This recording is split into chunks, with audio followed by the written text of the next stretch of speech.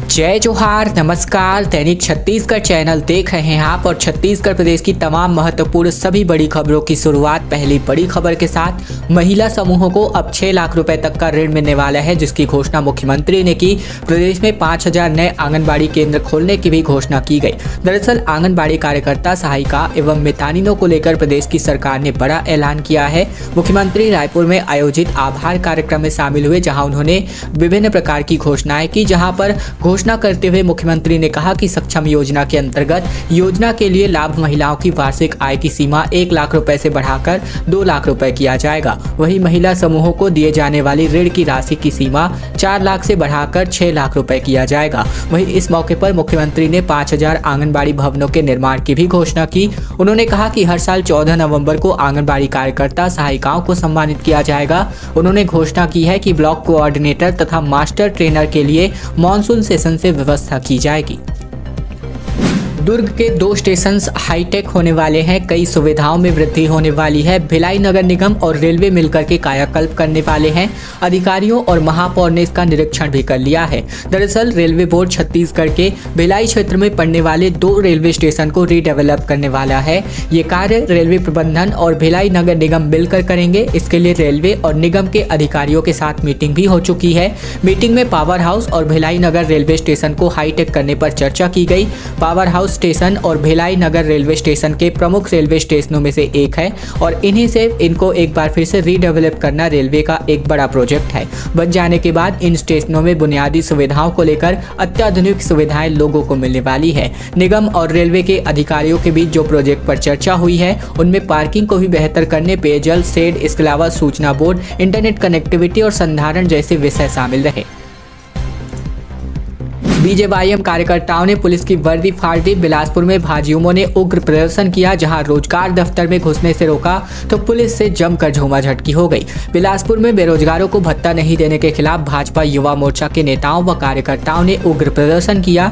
रोजगार दफ्तर में तालाबंदी करने के लिए घुस गए थे और इसी दौरान उन्हें रोकने पर कार्यकर्ताओं ने पुलिस कर्मी की वर्दी फाड़ दी, जिसके बाद पुलिस से उनकी जमकर झूमाझटकी हो गई। भारतीय जनता पार्टी के प्रदेश के नेतृत्व के निर्देश पर भाजयुमों ने नेताओं ने प्रदेश के सभी जिला रोजगार कार्यालयों का घेराव कर तालाबंदी करने का ऐलान किया। इसी कड़ी में बीते दिन जिला भाजयुमो के पदाधिकारी और कार्यकर्ता रैली निकालकर रोजगार कार्यालय पहुंचे थे और इस दौरान जमकर नारेबाजी करते हुए कार्यकर्ता रोजगार ऑफिस में तालाबंदी करने के लिए घुस गए। वहां मौजूद पुलिसकर्मियों ने उन्हें रोकने की कोशिश की, जिसके बाद पुलिसकर्मियों के साथ कार्यकर्ताओं की जमकर झूमाझटकी हो गई। ईडी ने महापौर को बुलाया तो दफ्तर के बाहर जोरदार हंगामा हो गया। एजाज ढेबर पहुंचे प्रवर्तन निदेशालय। पिछले 10 घंटे में पूछताछ जारी रही और अभी भी पूछताछ जारी है। रायपुर के महापौर एजाज ढेबर, जो कि ईडी के दफ्तर में इनको बुलाया गया, बीते दिन ईडी के समन पर महापौर प्रवर्तन निदेशालय के रायपुर स्थित दफ्तर पहुंचे और मार्च के महीने में एजाज ढेबर के घर पर ईडी के अधिकारियों ने छापा मारा था। चर्चा है कि कुछ सबूत ईडी के हाथ लगे हैं और इस बारे में महापौर से पूछताछ की गई, जो पिछले 10 घंटे से जारी रही। और हालांकि पहले भी महापौर कह चुके हैं कि ईडी जानबूझकर इन्हें परेशान करती रही है। एक दिन पहले भी सोमवार को ही महापौर एजाज ढेबर ने अपना जन्मदिन मनाया। इसके बाद अब पूछताछ के लिए ईडी कार्यालय गए। भीतर एजाज ढेबर से पूछताछ की गई और ये खबर मिलते ही कांग्रेस के कार्यकर्ता प्रवर्तन निदेशालय के दफ्तर जा पहुंचे। सभी बाहर मौजूद हैं। अंदर अधिकारी महापौर एजाज ढेबर से पूछताछ की गई। बारिश होने के बावजूद कार्यकर्ता दफ्तर के बाहर खड़े रहे।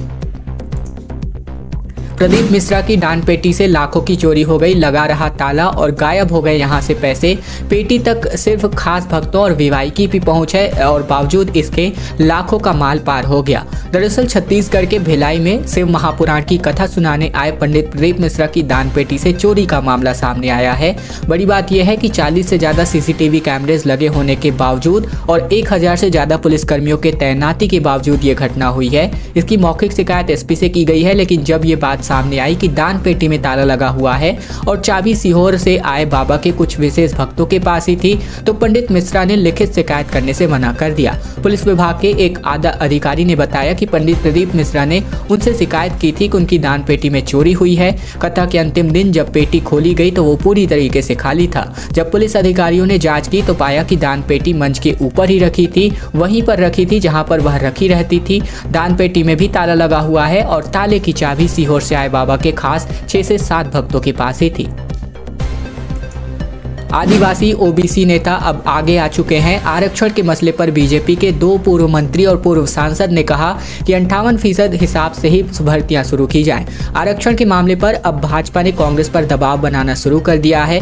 बीते दिन इस मसले पर एक प्रेस कॉन्फ्रेंस की गई। खास बात ये रही कि आरक्षण के मामले में बात करने पर भाजपा आदिवासी और ओबीसी वर्ग के नेताओं को आगे कर रही है। कांग्रेस को घेरने के लिए 2 पूर्व मंत्री चंद्रशेखर साहू, लता उसेंडी और पूर्व सांसद व पूर्व प्रदेश अध्यक्ष विक्रम उसेंडी से प्रेस से मुख्तिब हुए। विक्रम उसेंडी ने कहा कि भाजपा शासनकाल में लागू आदिवासियों के 32% आरक्षण पर कांग्रेसियों द्वारा षड्यंत्र कर हाईकोर्ट में याचिका लगवाकर अपात्र घोषित कर दिए गए आरक्षण में संशोधन विधेयक 2012 को सुप्रीम कोर्ट ने स्टे दे दिया है। ये भाजपा की वैचारिक जीत है। कांग्रेस ने इस आरक्षण पर अरंगा लगाने वालों को कई पदों से नवाजा था। फिलहाल ये सभी बातें मीडिया से बातचीत के दौरान भारतीय जनता पार्टी के नेताओं ने कही। आयुष्मान और खूबचंद बघेल स्वास्थ्य योजना को लेकर खबर। बीते 2 साल में प्रदेश के 3,81,000 मरीजों का इलाज हो गया है, लेकिन 586 करोड़ का पेमेंट अटक चुका है, जिस वजह से अब इस योजना को अधर में लटकाती हुई सरकार नजर आ रही है। दरअसल आयुष्मान और खूबचंद बघेल स्वास्थ्य योजना के अंतर्गत पिछले 2 साल में तकरीबन 3,81,000 मरीजों के इलाज के लिए 586 करोड़ का पेमेंट पेंडिंग है। भुगतान नहीं होने के कारण कई अस्पतालों ने अब इलाज से अपने हाथ खड़े कर दिए हैं। ऐसे में मरीजों को योजनाओं से वंचित होना पड़ रहा है। इधर शासन का कहना है कि अभी क्लेम की जांच की जा रही है। सर्वर डाउन होने के चलते भी भुगतान में देरी हो रही है।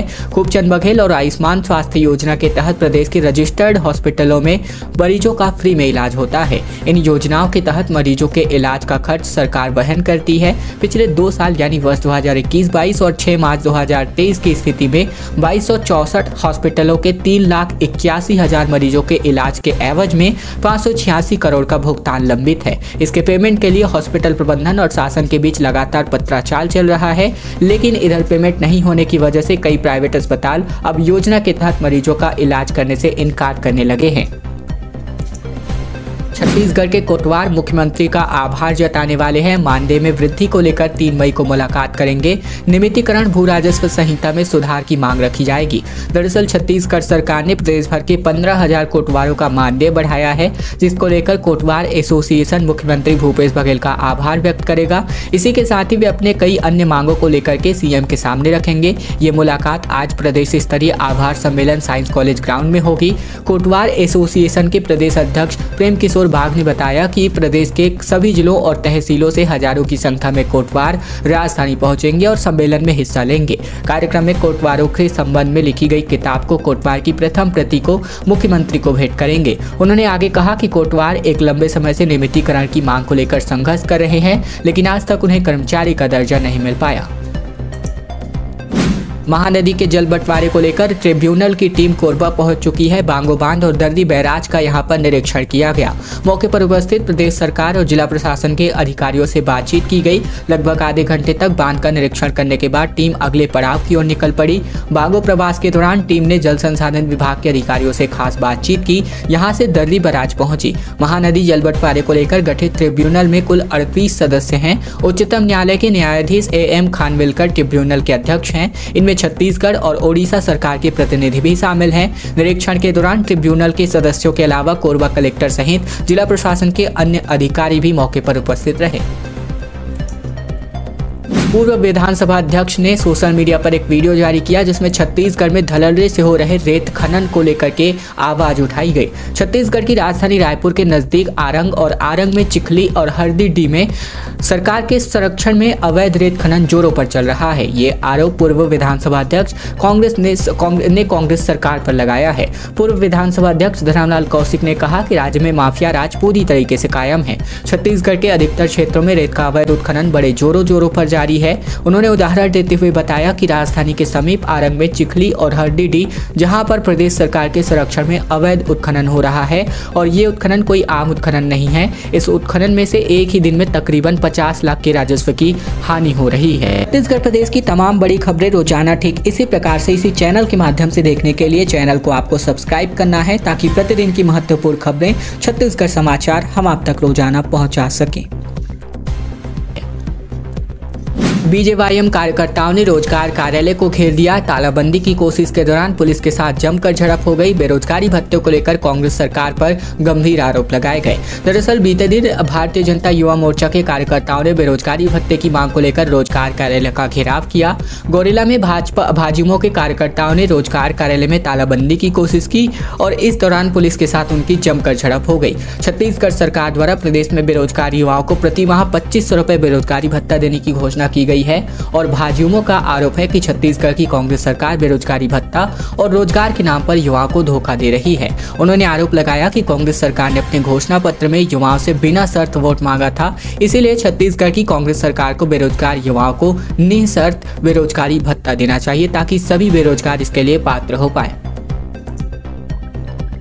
चिमनी जो है यहाँ पर भरभरा कर गिर गई। ये मामला छत्तीसगढ़ के कोरबा जिले के वंदना पावर प्लांट की है, जहाँ पर बंद पड़ी आसमान छूती चिमनी को ध्वस्त कर दिया गया। इस वीडियो के जरिए आप देख सकते हैं कि किस तरह चारों तरफ सिर्फ धुआं ही धुआं हो गया। ये नज़ारा चिमनी डिसमेंटल के दौरान देखने को मिला। चंद मिनटों की गगनचुंबी चिमनी धराशायी हो गई। दरअसल बात करें तो सलोरा में वंदना पावर प्लांट के लिए स्थापित 2010 में तकरीबन 700 एकड़ से अधिक की भूमि अधिग्रहित की गई थी। इसी के अलावा 1050 मेगावाट क्षमता के साथ ही प्लांट स्थापित करने की योजना भी बनाई गई थी और इसके पहले 35 मेगावाट की एक स्थायी इकाई जो है स्थापित की गई थी। वहीं 2012 में इस इकाई को शुरू कर दी गई, लेकिन 4 महीने में ही इसे बंद कर दिया गया था, जिसके बाद से कंपनी का कर्ज लगातार बढ़ता जा रहा था और इसी की वजह से संयंत्र को बंद करने का फैसला लेना पड़ा था। विधानसभा चुनाव के लिए मंथन हुआ, जहां पर बात करें तो प्रदेश कांग्रेस कमेटी के तत्वाधान में दयालबन स्थित एक होटल में आयोजित संभागीय समीक्षा बैठक में प्रदेश अध्यक्ष मोहन मरकाम, विधानसभा अध्यक्ष चरणदास महंत व प्रदेश प्रभारी चंदन यादव व प्रभारी मंत्री जयसिंह अग्रवाल ने सभी पदाधिकारियों व कर्मचारियों को रिचार्ज करते हुए आगामी विधानसभा चुनाव के लिए कमर कसने की बात कही। बैठक में बूथ, सेक्टर, जोन कमेटियों की विस्तृत समीक्षा की गई। मरकाम ने कमेटियों की जाँच करते हुए सूची में रैंडम नाम, मोबाइल नंबर से पदाधिकारियों से चर्चा करके भी कमेटियों की सत्यता को परखा। पदाधिकारियों से बूथ, सेक्टर और जोन की जानकारी ली गई। मरकाम ने कहा कि वर्ष 2023 में विधानसभा और वर्ष 2024 में लोकसभा चुनाव होना है। जितनी मजबूत बूथ, सेक्टर, जोन कमेटी होंगी उनका फायदा उतना ही बड़ा पार्टी को होगा। इसीलिए अभी से हम सभी एकजुट होकर जूझना पड़ेगा। सुप्रीम कोर्ट ने 58% आरक्षण को हरी झंडी दी है और इसके बाद व्यापम अब जल्द ही प्रवेश परीक्षाओं के लिए अधिसूचना जारी करेगा। दरअसल व्यापम के अधिकारियों से चर्चा के दौरान ये बात सामने आई है कि आरक्षण नियमों को लेकर के अब जो है अधिकारियों ने स्पष्ट बयान जारी किया है, जहां पर इनका कहना है कि आरक्षण नियमों को लेकर स्पष्ट गाइडलाइन जारी नहीं होने के कारण प्रस्ताव को वापस कर संशोधन के बाद दोबारा भेजने के लिए कहा गया है। इनमें कम से कम 15 दिन का समय लगेगा। ऐसे में मई में परीक्षा होना असंभव है। विभागों से जानकारी के अनुसार हर बार की तरह इस बार भी व्यापमं को प्रवेश परीक्षाओं के लिए प्रस्ताव भेजे गए थे। दरअसल प्रवेश नियम के साथ ही एक पत्र भी भेजा गया था, जिसमें प्रवेश के समय जो भी आरक्षण का नियम होगा उसी के आधार पर प्रवेश दिए जाएंगे। व्यापमं की तरफ से प्रस्ताव को वापस भेजकर अलग से पत्र जारी करने की बजाय प्रवेश नियम में ही संशोधन किया जाए, इस बात की जानकारी दी गई। इसके बाद इसका प्रकाशन राजपत्र में प्रकाशित करवाएं। इनमें इस बात का भी उल्लेख करें कि प्रवेश के समय आरक्षण से संबंधित जो भी नियम होंगे वो मान्य किए जाएंगे। फिलहाल जो व्यापमं के अधिकारी हैं इन्होंने बातचीत में इस प्रकार की जानकारी दी। इसके अलावा बात करें तो पिछली बार जो है 8 अप्रैल को ही कैलेंडर जारी कर दिया गया था, जिसमें इंजीनियरिंग, पॉलिटेक्निक, कृषि, बीएड, फार्मेसी और नर्सिंग प्रवेश परीक्षाओं के लिए व्यापमं की तरफ से हर साल एक कैलेंडर जारी हुआ था, जिसका बीते साल जो है 8 अप्रैल को कैलेंडर जारी किया गया था। लेकिन इस बार मई का महीना शुरू हो गया है और अभी तक कैलेंडर जारी नहीं हुआ है। विभागों की तरफ से संशोधित प्रवेश नियमावली मिलने के बाद ही व्यापमं की तरफ से प्रवेश परीक्षा संबंधी अधिसूचना जारी होगी। मई के अंतिम सप्ताह तक इसके जारी होने की संभावना जताई जा रही है। डॉक्टर रमन सिंह को सीएम भूपेश बघेल ने चैलेंज किया है। भूपेश बघेल बोले कि रमन जो है घटिया काम कर रहे हैं, उनकी गलती की सजा पूरे प्रदेश के युवाओं को भोगनी पड़ी है। दरअसल आरक्षण के मामले पर डॉक्टर रमन सिंह मौजूदा सरकार और भूपेश बघेल पर सियासी तीर छोड़ रहे थे और अब इसका जवाब प्रदेश के सीएम भूपेश बघेल ने दिया है। बीते दिन रायपुर के साइंस कॉलेज ग्राउंड में आयोजित आंगनबाड़ी महिलाओं के आभार प्रकट कार्यक्रम में मुख्यमंत्री पहुंचे, जहां डॉक्टर रमन और आरक्षण के मसले पर मुख्यमंत्री ने अपना बयान जारी किया। डॉक्टर रमन श्रेय ले दे रहे हैं कि जो 58% आरक्षण पर सुप्रीम कोर्ट का स्टे आया है वो भाजपा सरकार ने ही लागू किया था। इस पर भूपेश बघेल ने कहा कि रमन सिंह सरकार ने घटिया काम किया है, आरक्षण लागू किया मगर रोस्टर का पता नहीं, कमेटी बनाई, ननकी राम कुंवर की अध्यक्षता में उनकी कमेटी तथ्यों को पेश नहीं कर पाई और कोर्ट में नहीं किया गया उन तथ्यों को पेश जिनकी गलतियों की सजा प्रदेश के युवाओं को भोगना पड़ा। फिलहाल ये सभी बातें मुख्यमंत्री भूपेश बघेल ने कही। कांग्रेस नेता और आईपीएस अधिकारी के बीच जमकर हाथापाई की स्थिति निर्मित हो गई। दरअसल झगड़ा हुआ तो एक दूसरे को पीट दिया गया। थाने के अंदर ही कांग्रेसियों ने जमकर हंगामा मचाया। ये मामला जगदलपुर का है, जहां जगदलपुर में कांग्रेस नेता और सांसद प्रतिनिधि सुशील मौर्य की सीएसपी विकास कुमार आईपीएस के साथ हाथापाई हो गई। बताया जा रहा है कि सिटी कोतवाली के अंदर दोनों बीच बहस हो गई, विवाद काफी बढ़ गया, जिसके बाद दोनों ने एक दूसरे को पीट दिया। पुलिस जवानों और अन्य कांग्रेसियों के बीच बचाव किया गया, लेकिन मामले के बाद अब थाने में बवाल शुरू हो गया। बड़ी संख्या में कांग्रेसी थाने में पहुंच गए और जमकर हंगामा किया गया। दरअसल जो है कांग्रेस नेता सुशील मौर्य का कहना है कि हमारे कांग्रेस कार्यकर्ता महेश द्विवेदी ने मुझे कॉल कर बताया कि सिटी कोतवाली में सीएसपी विकास कुमार ने मुझे एक लात मार दी थी, जिसके बाद मैं थाने पहुंचा। सीएसपी से पूछा आपने उसे लात कैसे मार दी, तो सीएसपी का जवाब रहा कि वो गुटखा खाकर आया था और मारूंगा। जिसके बाद मैंने यदि गुटखा खाया तो मना कर दीजिए, परिसर में गुटखा खाकर ना आए, लेकिन लात मारना यह कहां तक सही है। फिलहाल इस बात की जानकारी दोनों पक्षों ने अपने अपने पास रखी है। खैर दोस्तों, आज की खबरों का सिलसिला बस यही तक का था। अगर आपको यह वीडियो पसंद आए तो वीडियो को लाइक कीजिएगा, चैनल पर नए हैं तो चैनल को सब्सक्राइब कर लीजिएगा ताकि प्रतिदिन महत्वपूर्ण खबरें छत्तीसगढ़ समाचार हम आप तक रोजाना पहुंचाएं।